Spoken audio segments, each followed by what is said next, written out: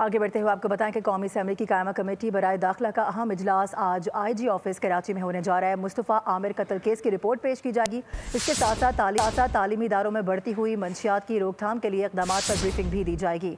आपको बता दें कि कमेटी कन्वीनर अब्दुल कादिर पटेल और दीगर अरकान IG सिंध से केस के हवाले से अब तक की पेशरफ पर सवालात भी करेंगे। इसी हवाले से मजीद तफसीलात लेंगे। हमारे साथ मोहम्मद काशान मौजूद होंगे। काशान, बताइएगा।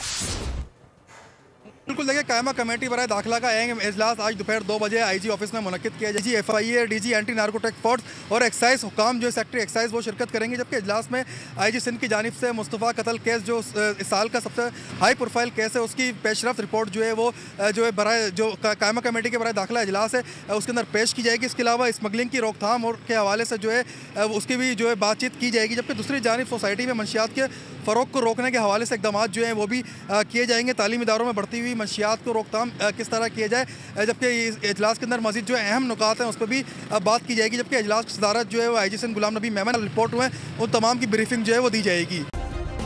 सब्सक्राइब करें और बेल दबाएं ताकि कोई खबर रह न जाए।